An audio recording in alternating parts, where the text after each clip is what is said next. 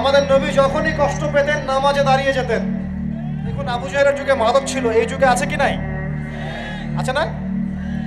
আমি যে নসিহতটা করতে যাচ্ছিলাম সেটা শোনেন। সেটা হলো, সারা দুনিয়ার সমস্ত কষ্ট, সারা দুনিয়ার যত কষ্ট, দুঃখ এবং যন্ত্রণা যা আপনি নিজের মনে করছেন যেগুলো আমার, মাদক আপনার এই কষ্ট দুঃখ যন্ত্রণা নেভাতে পারবে না। কি নেভাবে? আমি আপনাকে ভাই হিসেবে পরামর্শ দেই, জাস্ট দুটো কাজ করবেন, আপনার সমস্ত দুঃখ কষ্ট যন্ত্রণা শেষ, মুহূর্তেই শেষ।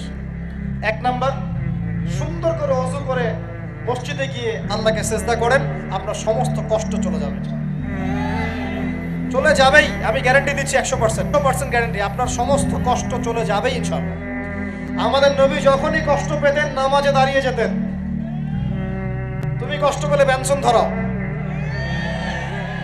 যখনই নবী কষ্ট পেতেন, তার কষ্ট মনে হতো, খারাপ লাগতো, কোনো কিছু উদ্বিগ্ন চিন্তিত হতেন, তিনি ওযু করে নামাজে দাঁড়াতেন আল্লাহু আকবার বলে।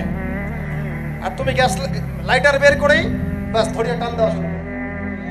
অনেস্টলি বলেন দেখি, ওটা টানলে কি কষ্ট কমে? কষ্ট কমে না? পারে, আরো বাড়বে। যত আপনি জিয়ে রাখবেন তত বাড়বে।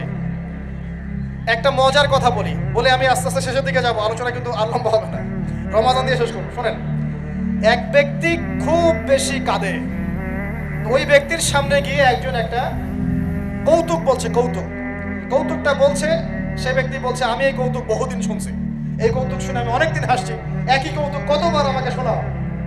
এবং সেই ব্যক্তি বলছে, দ্বিতীয় ব্যক্তি, যে একটা কৌতুক শুনে যদি তুমি বারবার হাসতে না পারো, তাহলে একই দুঃখের কথা মনে করে বারবার কাঁদো কেন? কথা বুঝতে পারছেন না? ঘটনা তো গন, কে শেষ, ওটা আমার জীবন থেকে ওভার। ওর সাথে আপনার অতীতের সাথে আপনার এখনকার কি সম্পর্ক? এখনকার আপনি নতুন মানুষ এবং সেটা গন, কেস শেষ। অতএব মাদক আপনাকে সুখ দিবে না। সিজদা, ওযু করে সিজদা মানে নামাজ, এবং দুই সবচেয়ে আমার সবচেয়ে ফেভারিট জিনিস, সেটা হলো আল কোরআন তেলাওয়াত। আল কোরআন অর্থ বোঝেন চাই নাই বোঝেন, আপনি তেলাওয়াত করতে থাকেন, মনের সব কষ্ট চলে যাবে ইনশাআল্লাহ।